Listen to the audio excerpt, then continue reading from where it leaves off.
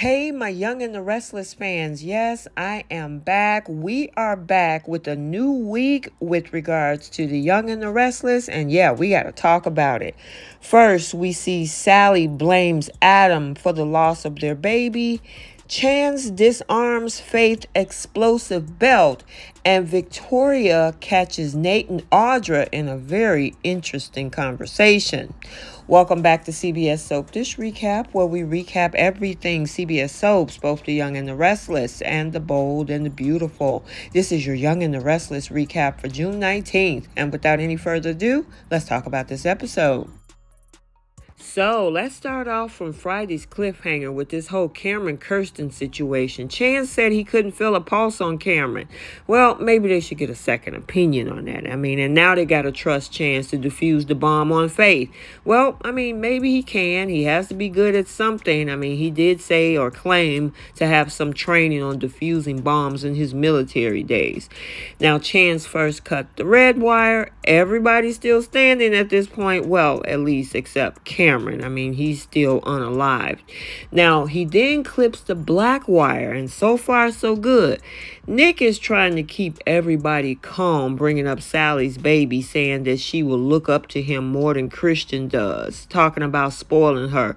Well, we can stop the presses. Look like Chance has defused the bomb. Now, Sharon was worried about being arrested, and Chance told her that, look, you acted in self-defense. So now we're over at the hospital, and Sally came around asking Adam was their baby okay, and Adam teared up. Adam tells her that she lost consciousness and they had to make a decision. He talked about how they had to induce labor. They did a C-section. She mentioned how the baby must have been small. Adam told her, well, there were complications and he's sorry, and the baby didn't make it. Sally replied, look, that can't be true. Sally said, look, I did everything I was supposed to do. She's now blaming herself for not being awake because she could have fought harder. Now, Adam tried to comfort her, but she pushed him away and asked where Nick was. Adam told her, look, he's not here. He explained how he called him, left messages. Elena came in and told Sally, look, you did nothing wrong. It was a high-risk situation. She explained to Sally that there was no way to reach her next of kin, so Adam had to make the decision to save her or the baby. So now Adam get in touch with Nick and ask him if he can get away. He told him he was with Sharon and Faith and he hates to leave them alone. After earlier telling Adam that Sharon and Faith are fine now.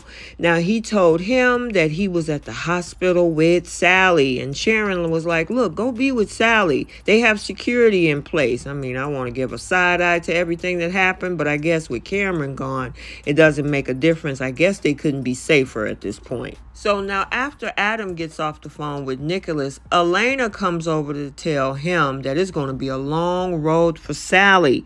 Adam returns to Sally and told her Nick was on his way. And Sally asked him, how could you let their baby die?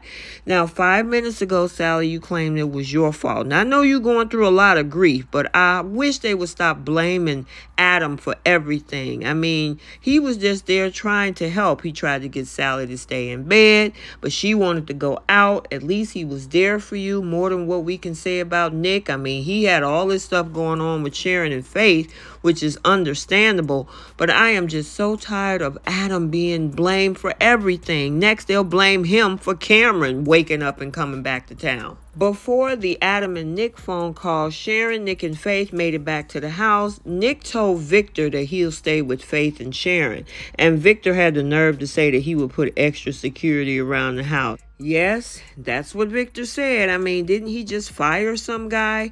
He tells Nick about Adam trying to reach him. Nick finally got in touch with Adam and wanted to know why. And as I stated, that he, needed to let him know that he was at the hospital. However, I did hear that it's not over for Sharon yet, as there's another storyline coming down the pipeline for Sharon. So we got to stay tuned for that. And finally, we had the whole thing with Nate and Victoria. And these two cannot get enough of each other, and it seems like she is just so smitten with Nate. Nate got a lot of moving parts going on in the background, especially with this whole situation when it comes to Audra. And they did have the conversation about Nicholas, whether he's going to be available and all of this. And you know, Nate is just wondering what's next. I know I'm next in line for that seat as a COO, but it looks like she might be caving a little bit. And it's interesting because as he come down after their little tete-a-tete, Audra was there. Audra, of course, is making sure that they're still good on their plan. And as they're having this whole conversation back and forth about what's going on with Nicholas and, of course, him wanting to move into that position, guess who comes downstairs? None other than Victoria, as she catches him with his hand on Audra's arm. And you know, she's like, oh, what the heck is going on? If that was me, I would be wondering too. Okay, so there you have it, your Young and the Restless recap for Monday, June 19, 2023. Stay tuned for the bold and the beautiful recap also for today. And until the next video, like, comment, and subscribe, and we will see you next time. Bye.